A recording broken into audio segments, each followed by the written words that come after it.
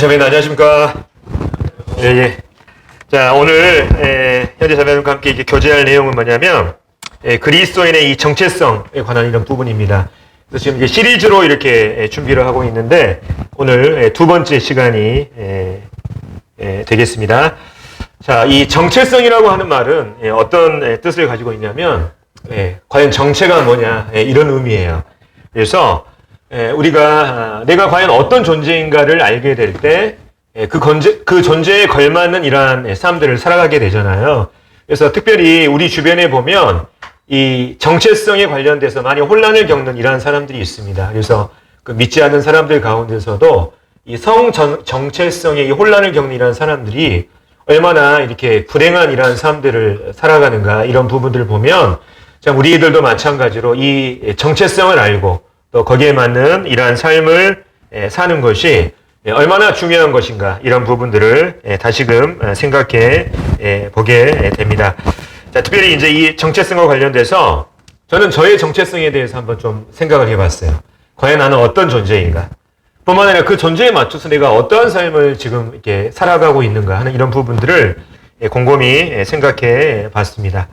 자, 제가 저를 생각했을 때 저는 먼저 이제 성적으로 남자라고 하는 이 정체성을 가지고 있더라고요. 그래서 제가 세상을 살면서 이 남자의 역할을 제가 하고 있습니다. 뿐만 아니라 저는 부모님의 자식이기도 해요. 저는 남자일 뿐만 아니라 우리 부모님의 자식이고 그 자식에 맞는 이러한 삶들을 또 저는 살아가야 됩니다. 근데 저는 자식도 자식이지만 보니까 또 남편이더라고요. 한 아내의 남편이에요. 한 아내를 리드하고 그를 사랑해야 될 이런 남편의 역할도 저에게 필요한 것을 봤습니다. 근데 저는 남편일 뿐만 아니라 또 아빠더라고요. 새 아이를 기르는 아빠고 제가 가정에서 이 아빠의 역할을 감당해야 되는 이러한 사람이라는 것을 또 생각해 봤습니다. 근데 또 저는 밖에 나가면 학교에서 제 직장에서 저를 뭐라고 부르냐면 선생님이라고 부릅니다. 저는 또 밖에 나가서 직장에서 선생님의 역할을 또 감당을 해야 돼요. 이 정체성을 가지고. 근데 또 넓은 이러한 틀에서 보면 저는 하나님의 자녀입니다. 예수 그리스도의 이 복음을 통해서 성령이 제 마음 가운데 임재해 계시고 거듭난 하나님의 자녀예요. 뿐만 아니라 보니까 또 제가 이 교회에서 하는 역할들이 있더라고요. 성도님들 섬기는 이 종의 역할이 저에게 있는 것을 보게 됩니다. 그러니까 반오진이라고 하는 한 사람이지만 이 사람과 관련된 정체성은 여러 가지예요.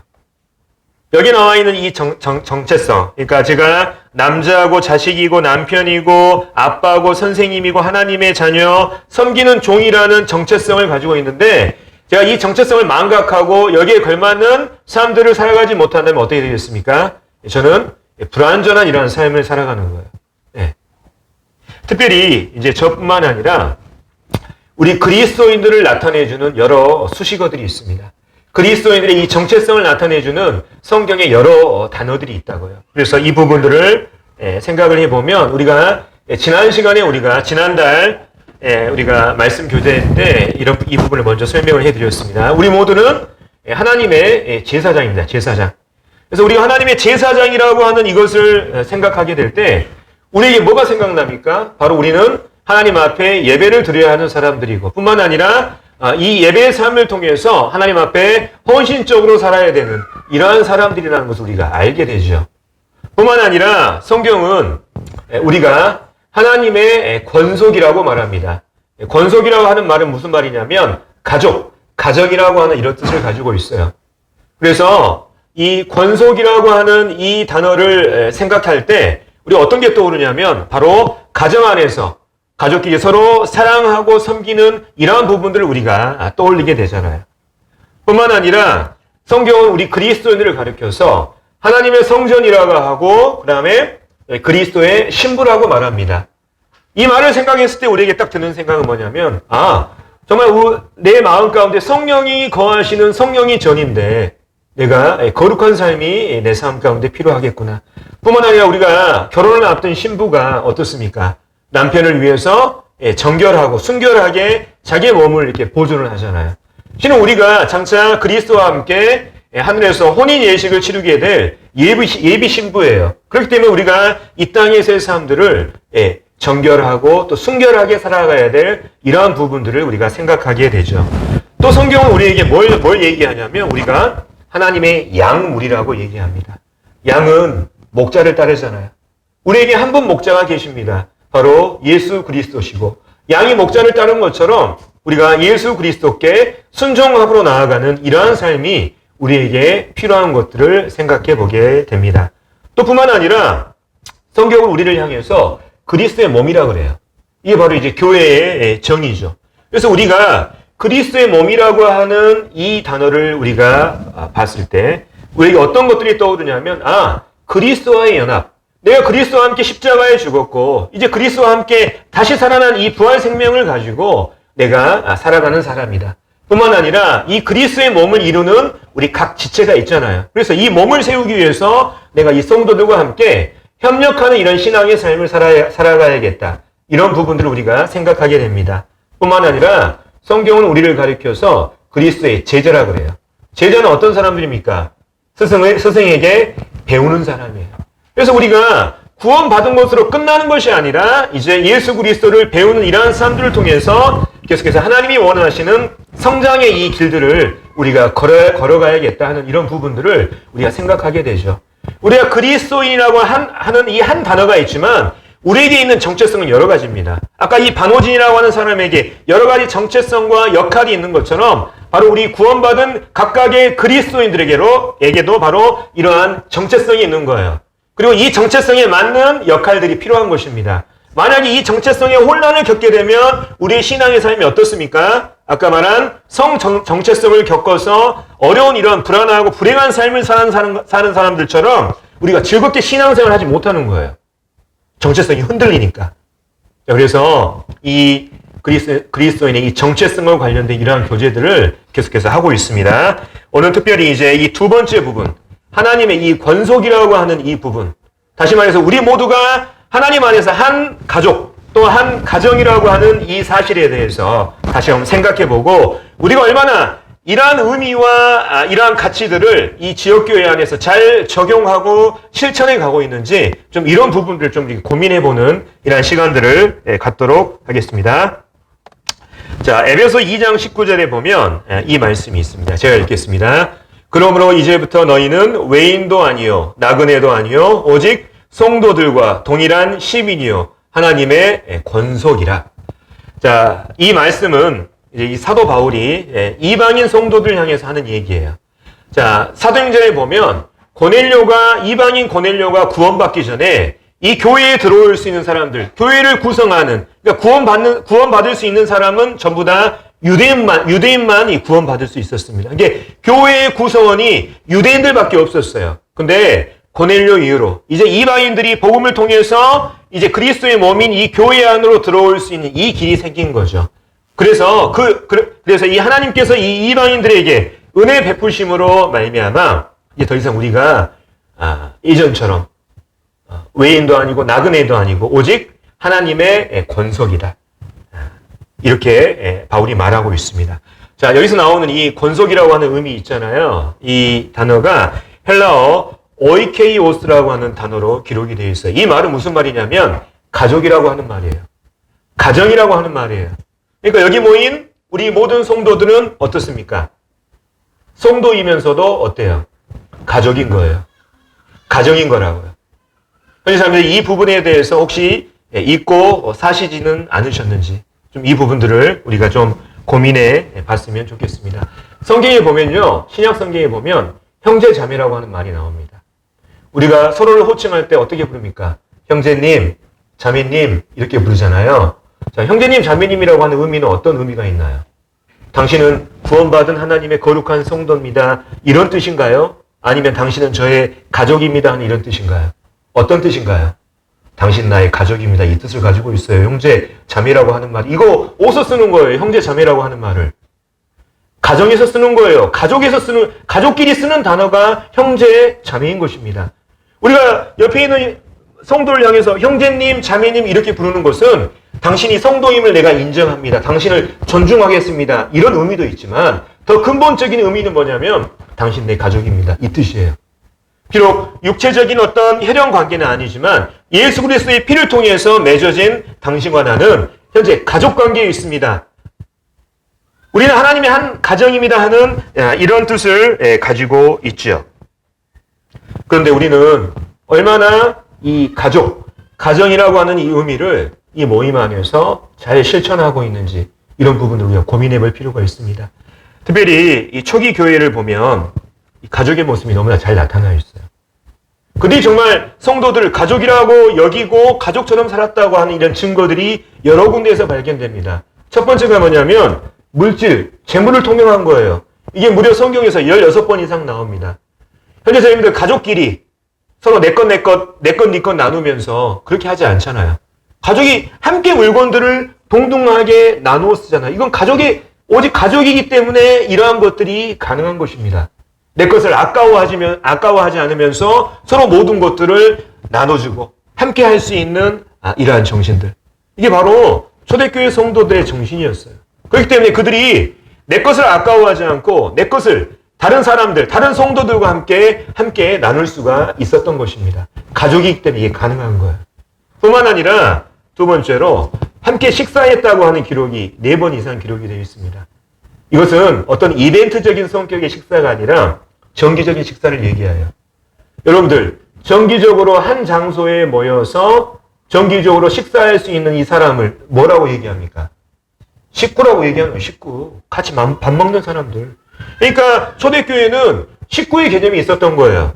그들을 한 가족으로 생각했기 때문에, 모두가 한 가정이라고 생각했기 때문에 이 식구의 개념을 가지고 정기적으로 밥을 먹는, 식사를 하는 이러한 부분들이 있었습니다.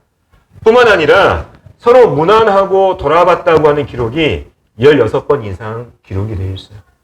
서로 문안할 수 있고 어려운 가운데 또 병중에 있는 사람들을 돌아볼 수 있는 이 개념들은 바로 가족의 개념인 거예요. 어제 몇몇 형제님들과 함께 현재 상당히 상당히 건강이 좋지 않으신 한 자매님을 이제 방문을 했습니다. 근데 그 자매님을 방문했는데 딱 들어갔는데 다른 자매님이 계신 거예요. 주변에 사는 자매님이 그 자매님 건강이 너무 안 좋으시니까 가가지고 위로도 해주고 평상시에 이렇게 교제도 해주고 하는 이런 부분, 이러한 일들을 하고 계시더라고요. 그거 보면서, 정말 이 자매님이 정말 이 성도들을 가족처럼 생각하시는 이런 분이구나. 자기 시간도 있고 모든 것들이 아깝죠. 근데 그러한 시간들 버려가면서 주변에 있는 어려운 성도들을 가서 함께 위로하고 그들과 함께 할 수 있는 것은 바로 가족 정신이 있기 때문에 그러는 거예요. 정말 그 자매님께 정말 감사한 마음이 들었습니다. 네. 이분이 정말 이 성도들 가족처럼 생각하고 있구나. 그러니까 우리가 가족이라고 생각한다면 서로 돌아보고 문안할 수가 있는 거예요. 전화도 해보고. 뿐만 아니라 초대교회 성도들은 필요할 때 징계했습니다.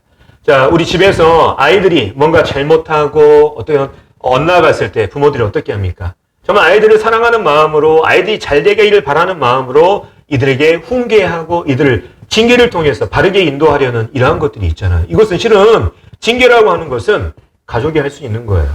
물론 뭐 학교에서도 할 수 있고 또 뭐 사회에서도 할 수 있지만 학교에서 사회에서 하는 이런 부분들은 오히려 벌칙의 의미에 가깝습니다. 하지만 가족은 사랑의 마음으로 그들이 정말 잘 되기를 바라는 마음으로 건실히 징계하는 거죠. 초대교회는 바로 이 가족의 마음, 가족의 정신을 가지고 정말 그 성도가 잘 되기를 바라는 마음으로 또 잘못된 성도가 있을 때 그들을 징계했던 것을 보게 돼요. 그러니까 초대교회의 모습은 실은 가족의 모습이에요. 그들은 서로를 가족으로 생각하고 가족으로 인정하고 그러한 신앙의 삶을 살았던 것을 보게 됩니다. 자, 여기에 있는 형제 자매님들, 하나님께서 우리가 모두가 하나님의 권속, 가족이라고 말씀하셨습니다. 근데 그 가족의 의미에 대해서 얼마나 잘 적용하고 계십니까? 옆에 있는 성도 한번 봐보세요. 자, 질문 하나 드리겠습니다. 한번 봐보셔요. 네, 봐보세요. 자, 옆에 있는 성도가 정말 내 가족입니까? 가족입니까? 우리가 이거 망각하면 안 됩니다. 내 옆에 있는 성도 있잖아요. 내 가족이라고요. 가족. 내 가족이니까 어떻습니까? 이들을 가족처럼 존중하고 배려하고 또 돕는 이러한 사람들이 우리 이 관계 가운데 필요한 것입니다. 그래서 실은 좀 오늘 이런 부분들을 좀 진지하게 고민해 보도록 하겠습니다. 저도 실은 옆에 있는 성도가 너희 가족이야? 이렇게 물어보면 선뜻 대답 못 해요. 예, 저도 정말 부족하지만 이런 부분을 함께 나누고 싶습니다. 예, 어떤 그런 성경의 어떤 우리의 신앙의 삶의 어떤 본질적인 부분들을 생각해 보기 위해서요. 자, 가족이라고 하는 이 참 아름다운 이러한 단어가 있는데, 자, 이 가족을 바치는, 구성하는 정신이 있어요. 보이지 않는 정신. 첫 번째가 뭐냐면 바로 사랑이라고 하는 정신이에요. 사랑. 자, 형제 자매님들, 가족끼리는 서로 이렇게 누가 가르쳐주지 않더라도, 누가 강요하지 않더라도 사랑하는 마음이 있잖아요. 여기 동의하십니까? 사랑을 강요하지 않더라도 가족끼리는 사랑하는 정신이 있다고요. 그렇기 때문에 사랑하는 정신이 있기 때문에 내 것을 아까워하잖아요. 내 것을 내 가족이 쓴다 할지라도 그것을 함께 나누어 쓸 수 있는 이 마음이 있는 근본적인 이유는 사랑하기 때문에 그래요. 가족이기 때문에 그렇습니다. 여러분들 또 가족 안에서 우리 가족 안에서 헌신, 수고, 섬김이라고 하는 단어 들어보셨습니까? 집에서 막 여러분들 얘기할 때 헌신, 수고, 가족끼리 헌신, 수고, 섬김 이런 단어 씁니까? 안 써요. 이건 지극히 당연한 거예요. 가족끼리는 수고, 섬김, 헌신이라고 하는 이 단어를 찾아볼 수가, 들어볼 수가 없습니다. 왜냐하면 이것은 너무나 자연적인 것이기 때문에, 이거 사랑하는 정신이 있기 때문에 이러한 것들이 가능한 거죠. 그래서 수고와 헌신과 이러한 섬김들을 정말 자원하는 마음으로 할 수 있는 것이 바로 이 가족입니다. 뿐만 아니라 이 가족끼리는 서로 이해하고 용납하는 이러한 마음이 있어요. 가족끼리는. 모든 것들이 다 이해가 되는 거예요. 가족끼리는 모든 것들이 다 용납이 되는 거예요. 왜? 가족이니까. 또 그 가족을 구성하는 정신이 바로 사랑이기 때문에 바로 그러한 것들이 가능한 것입니다. 가족의 베이스가 이러는 거예요. 굳이 사랑하라고 가르치지 않아도, 굳이 헌신, 수고, 섬김이라고 하는 이러한 단어를 쓰지 않아도 이러한 것들이 가능한 이유가 바로 가족이기 때문에 그렇습니다. 뿐만 아니라 가족을 구성하는 다른 정신이 있어요. 그게 뭐냐면 바로 연합이라고 하는 정신입니다. 자, 여러분들 가족끼리 때로는 불편한 관계에 있을 수 있습니다. 때로는 가족끼리를 할지라도 누가 누구를 서운하게 할 수 있어요. 때로는 제 자매가 저를 서운하게 할 수도 있고, 때로는 제 자녀들이 저를 서운하게 할 수 있어요. 때로는 불편한 관계에 있을 수가 있습니다. 근데 가족은 어떻습니까? 가족은 어때요? 그러한 관계들을 지속합니까? 아니면 빨리 그것들을 끊어버리고 회복해서 원래의 연합의 정신으로 돌아갑니까? 가족은 후자에 가깝잖아요. 그렇죠? 가족끼리는 자존심 세우지 않는 거예요. 가족끼리 자존심 세우지 않기 때문에 서로 서운하고 불편한 관계가 있을지라 할지라도 그것들을 빨리 회복해가지고 원래의 동질감을 회복하고 연합의 관계로 돌아가는 것이 바로 가족의 참 모습이잖아요. 이게 가족인 거예요. 가족만이 가지고 있는 특징들. 가족끼리는 절대 자존심 세우지 않습니다. 뿐만 아니라 가족을 구성하는 중요한 정신이 있어요. 바로 동질감이라고 하는 거예요. 우리는 가족 구성원을 어떻게 생각하냐면 내 자신으로 생각해요. 내 자신. 우리 가족 각각을 내 자신으로 생각한다고요. 그렇기 때문에 내 가족이 잘 되면 어떻습니까? 나에게 어떤 마음이 들어요? 기쁜 마음이 드는 거예요. 내 가족이 슬픈 일을 당하고 있으면 어떻습니까? 내 마음이 슬픈 거예요. 그 이유는 뭡니까? 가족이 내 존재 자체이기 때문에 그러는 거예요. 사촌이 땅을 사면 어떻게 되죠? 배가 아프죠? 내 가족이 땅 사면 어떻습니까? 내 가족이 땅 사면 어때요? 즐거운 거예요. 기쁜 거예요. 왜 그렇습니까? 내 자신이기 때문에 그러는 거예요. 땅 사라고 하는 얘기가 아니라 그만큼 가족이 이러한 동질감이 있다는 거예요. 사촌이 땅을 사면 배가 아파요. 안 입고서 못 견뎌요. 하지만 내 가족이 땅을 사잖아요. 춤춰요. 덩실덩실. 왜냐하면 마치 내가 사는 것이기 때문에 그런 거죠. 가족에는 이런 동질감들이 있다니까요. 뿐만 아니라 가족은 친근합니다. 편해요. 왜 가족이 친근하고 편합니까? 그 이유는 뭐냐면 가족끼리 보내는 시간이 많기 때문에 그래요. 그 보내는 시간이 많기 때문에 서로에 대해서 잘 압니다. 이런저런 일도 해보고 같이 해보고 대화도 많이 하는 이러한 시간들을 많이 겪다 보니까 자연스럽게 가족은 편하고 친할 수밖에 없는 거예요. 우리가 여행 많이 가잖아요. 여행 가면 사람들이 친해지는 이유가 뭡니까? 서먹서먹한 사람일지라도 서로 친해지는 이유가 뭐예요? 그 여행을 통해서 함께하는 시간들이 많거든요. 같이 일도 해보고 같이 대화도 해보면서 내가 이 사람을 더 알아가는 거예요. 그러니까 서로 친해지고 편해지는 거죠. 여기 계신 젊은 분들 이제 많이 계시잖아요. 예, 여행 많이 가셨으면 좋겠어요. 저도 이제 결혼하기 전에 그렇게 여행의 어떤 그런 부분에 대해서 이렇게 특별한 마음은 없었는데 결혼하고 나서 우리 가족과 함께 여행하는 이러한 시간들을 이제 많이 갖다 보니까 여행을 통해서 정말 같은 가족이라 할지라도 더 친해지는구나. 이런 부분들을 많이 느끼게 됩니다. 그래서 될 수 있으면 좀 이렇게 가족들 데리고 이렇게 많이 여행 가는 이러한 시간들을 많이 가지셨으면 좋겠습니다. 그래서 가족은 함께 보내는 시간들이 많고 또 서로에 대해서 잘 알기 때문에 친근하면서 편하죠. 근데 그 친근함과 편한 가운데서도 뭐가 있습니까? 존중과 배려가 있어요. 가족한테 절대 함부로 하지 않습니다.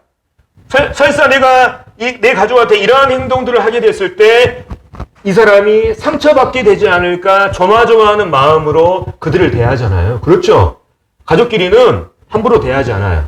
편하고 친하지만 그 가운데서 질서가 있고 존중이 있고 배려가 있는 것이 바로 이 가족의 특징인 것을 보게 됩니다. 그래서 지킬 것은 서로 지켜주고 존중하는 이런 모습들을 우리가 가족 안에서 발견할 수가 있죠.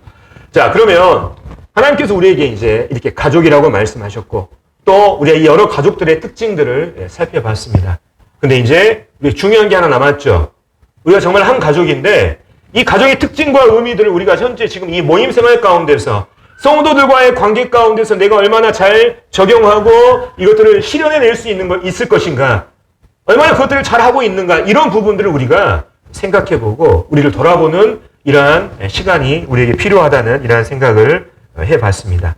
자, 여기 보면 그 2층 올라오는 계단에 우리 사진첩을 만들어가지고 게시를 했잖아요. 자, 실은 우리가 성도들의 이 사진을 이렇게 게시한 이유가 이제 서로에 대해서 잘 모르기 때문일 수도 있지만 이러한 것들을 통해서 우리가 한 가족, 우리가 하나님 안에서 한 가정이구나 하는 이런 것들을 매주 계단을 올라오면서 이런 부분들을 생각해 보자고 하는 이러한 의미도 있는 것입니다. 우리 모두는 한 가족이에요. 근데 아까 말한 것처럼 이 광주 남북교회 또 내가 이 광주 남북교회 안에서 성도들과 함께 주님을 섬기면서 얼마나 이 가족의 의미들을 잘 실천해내고 있는가, 좀 이런 부분들을 고민해 봤으면 좋겠습니다. 아까 말한 것처럼 가족에는 사랑의 정신이 있습니다. 내 것을 아까워하지 않아요. 뿐만 아니라 서로 사랑하는 가운데 수고와 섬김과 헌신을 너무나 당연한 것으로 여깁니다. 이게 가족이잖아요. 근데 형제 자매님들 모임 생활하면서 내 것을 다른 성도들한테 줄 때 혹시 아까워하진 않습니까?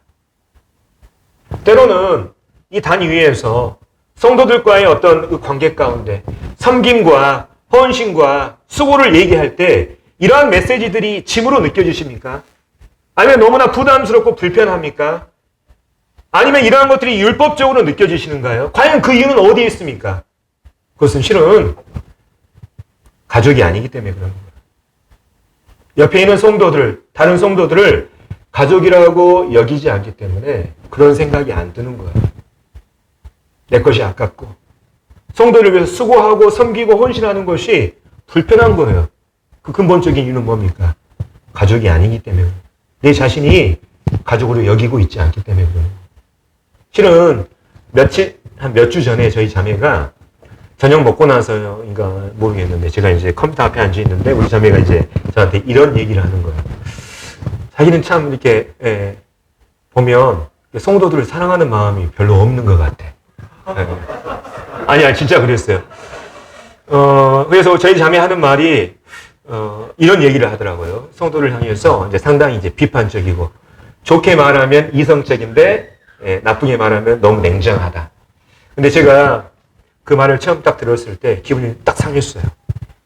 상했는데 곰곰이 생각해 보니까 저에 대해서 가장 정확하게 알고 말해줄 수 있는 사람이 우리 자매더라고요.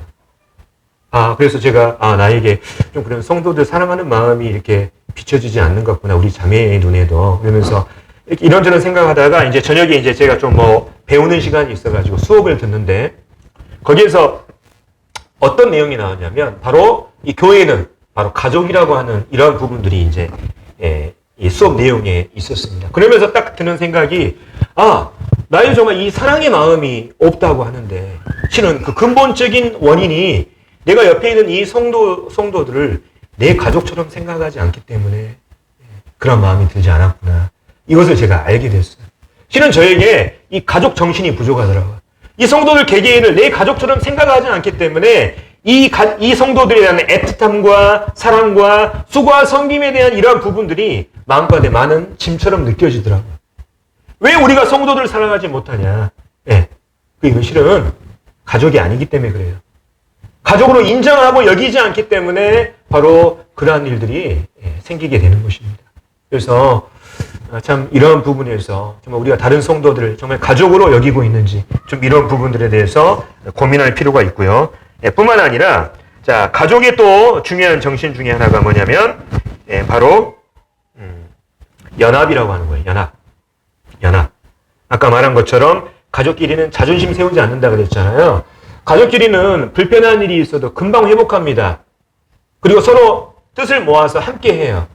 자, 우리가 한 가족입니다. 주님을 섬기는. 때로는 모임 생활하면서 서운한 일이 있을 수 있어요.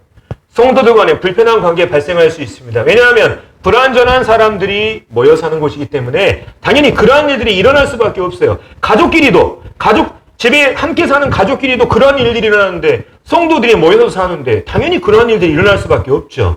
게다가 저희 모임은 그냥 뭐 1, 20명 모인 것도 아니고 수가 거의 한 140, 150명에 육박하잖아요. 그렇기 때문에 이 안에서 별의별 일들이 발생합니다. 근데 실은 그러한 일이 발생하고 서운한 일이 있고 불편한 관계 가운데 있음에도 불구하고 왜 우리는 원래의 모습처럼 회복되지 않고 또 서로의 어떤 이러한 관계들이 원상태로 이렇게 회복되지 않는 가운데 이러한 연합의 의미들을 계속해서 망각해 가는 것일까요?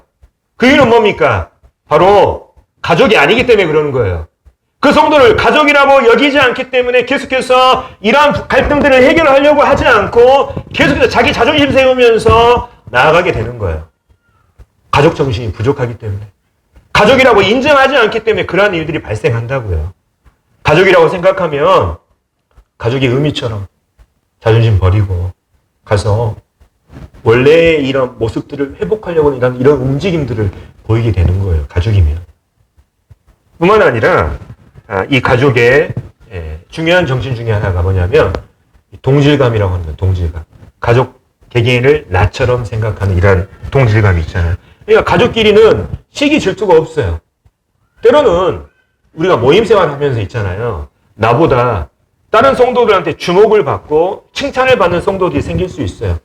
그렇죠? 근데 어떻습니까? 그런 것들을 듣고 보게 될 때 내 마음은 어떤가요? 불편해요. 그 성도가 왠지 나대는 것 같고 별로 이렇게 마음이 이렇게 내키하지 않아요. 그 이유는 뭡니까?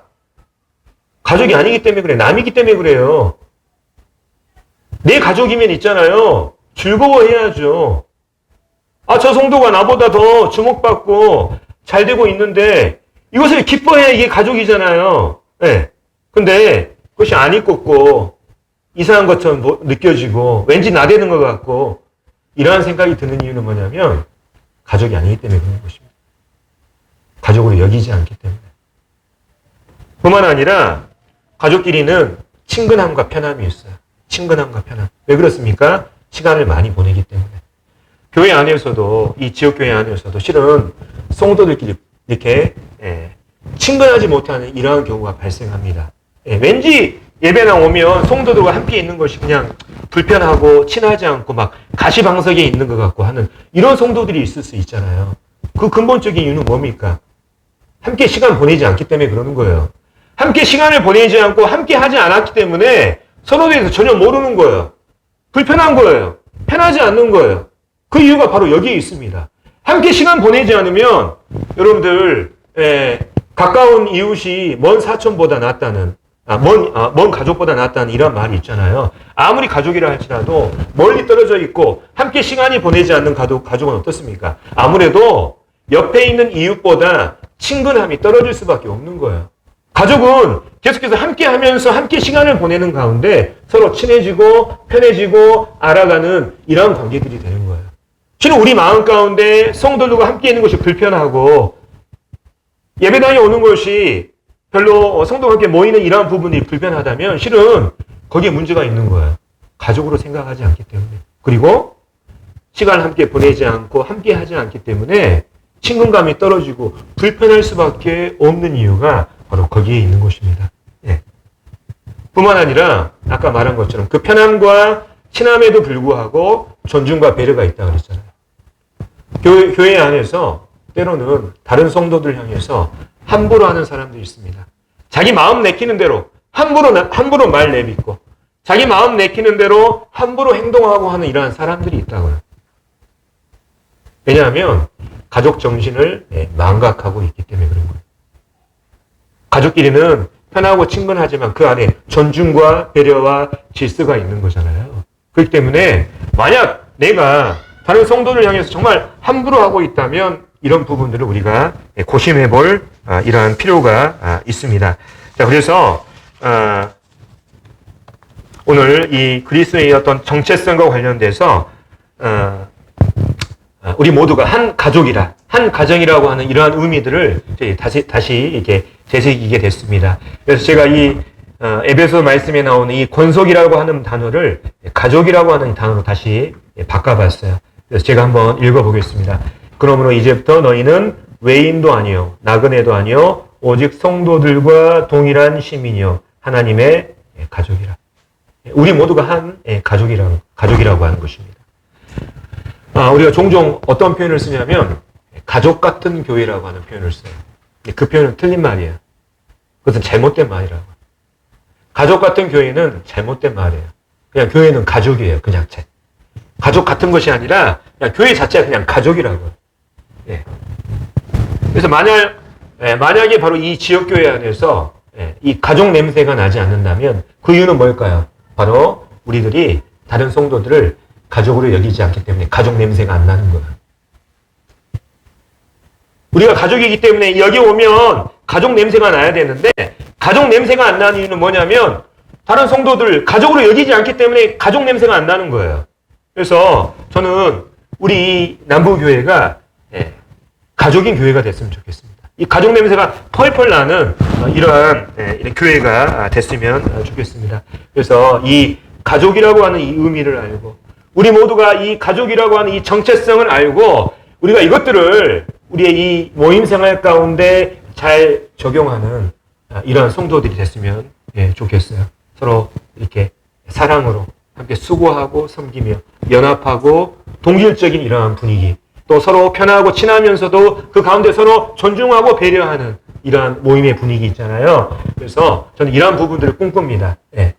그래서 좀 이런 부분들을 같이 이렇게 생각하시면서 이 가족이라고 하는 의미를 우리가 잘 되새기는 이러한 신앙의 삶을 우리가 살았으면 좋겠습니다. 이상으로 마치겠습니다.